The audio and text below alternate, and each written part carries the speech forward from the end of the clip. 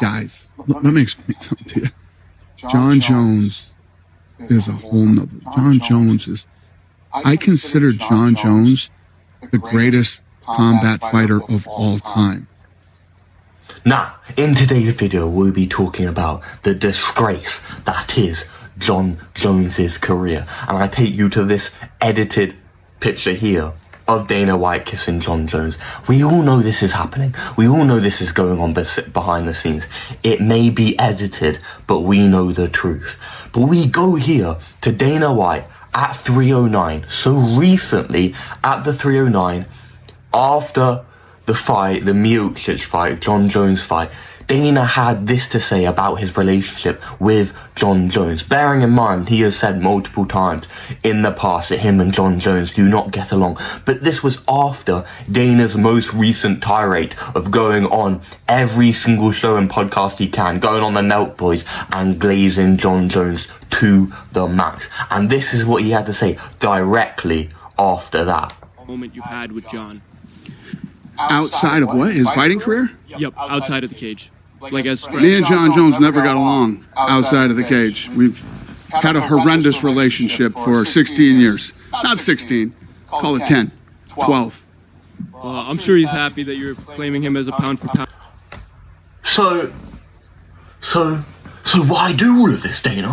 Why do all of this? Why let Jon Jones keep the heavyweight belt for so long? If you hate him that much, he is not that much big of a draw as you think. He has the old generation that he can get those big numbers on the pay-per-views so he can still sell them. But he is not this massive star. He is not the biggest star in the UFC. The fans know what Jon Jones is, and he is a gay man. Look at this. Look at this. Look at his face. Look at him smiling. Look how happy he is. Being touched up, being gripped by 6 different men, rolling around in the pool. And people said Guru was wrong. People said Guru was wrong. Look at him. Look at that smile on his face. Look at that smile on his face as he's getting gripped up by all these sweaty Russian men in a bathing suit for women. But we move on to the next thing. In today's video, I'll be breaking down and talking about every single arrest, doping violation, things that Jon Jones has done wrong in his career. So if you are a Jon Jones fan, beware. We start in 2012 when Jon Jones was arrested for driving his car into a pole under the influence, and he got a DUI. He was later pled guilty and his license was suspended for 6 months. Okay. This is stuff that has happened before with other fighters. There are other fighters who have got DUIs. There are other fighters that have done things like this. But then we move to March 2020 when Jon Jones was arrested after discharging his firearm, and that's when the famous video of him talking to the police about meeting homeless people on the street. Why, I ask you, as the UFC champion of the world, why he was under the control of alcohol, why on a Thursday morning at 1 a.m. is he shooting gunshots out of his car? I tell you this, but that is not it.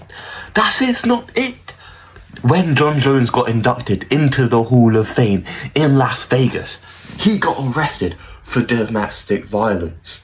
This is by far his worst. Except from crashing into the pregnant woman. But even then, this is arguably worse, because he beat his wife so bad that she had to call his daughters had to call the police on him. Imagine that. I can't. I'm thankful I have a good family, raised well. But I feel for his daughters, I feel for his wife. And other than them, the only other person that might hate DC as much as them is Daniel Cormier, because John Jones single-handedly tried to ruin Daniel Cormier's career so many times. But here it is. John Jones' 2015 arrest. He was involved in a hit and run in a pregnant woman. Not even a person like me, normal. That's not as bad. It's still a horrific crime. But he crashed into a pregnant woman, ran away, and came back for his coke. How dare this disgrace of a human being? How dare he? How dare he? And people talk about him as a goat. People talk about him as a God-fearing man. Where in the Bible does it say you're allowed to crash into a pregnant woman, do coke and run away? But this is not it. This is not it. John Jones has had multiple doping scandals throughout his career, which, if this happened to any other athlete, his career would be done. TJ Dillashaw admits using steroids once for a fight, even though it was probably multiple times before that. He admitted it once. His whole career, his whole legacy, tarnished and destroyed. No one talks about him anymore. And then you've got John Jones, the arguable GOAT of the UFC. You've got Dana White calling him a GOAT. You've got everyone calling him the GOAT. And he's had over 4 arrests. 4 arrests and not minor inconveniences. He is crashing into pregnant women. He is beating his wife. He is doing DUIs, drinking and driving, putting other people's lives in danger. And this is meant to be a God-fearing man. 2016, John Jones was suspended due to clomiphene and letrozole found in his system. The USADA said they were satisfied that he wasn't intentionally doping. Then tell me why, yeah? Why are you hiding under that cage like Chael Sonnen and you admitted, John Jones, if you're not doping? If you're not doping. Because you clearly were. Because you clearly were. 2017, there was another doping scandal just before his UFC 200 appearance against John Jones for their rematch in 2017. John Jones popped 4 steroids, and they had to move the entire event. They had to have Anderson Silva versus Daniel Cormier as the main event for this because of John Jones, because of what he did.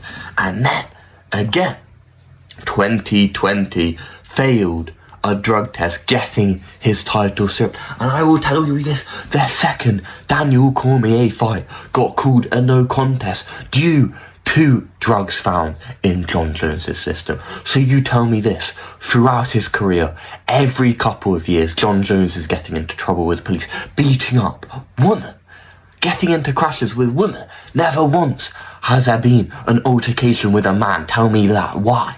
Why?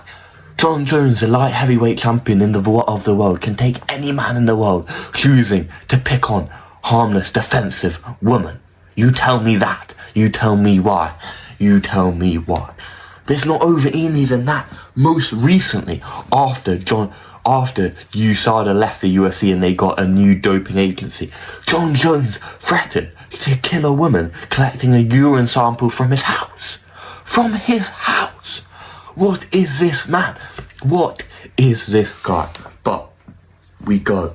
Every time John Jones has been stripped, April 2015, due to the following hit and run incident, 2017, due to the multiple tests for Turinabol, and 2020 March, due to the violence, domestic violence against his wife. And imagine this was during the start of COVID. Imagine being his wife, just getting domestically violence and then having to stay months and months in a house alone with John Jones and your daughters after this.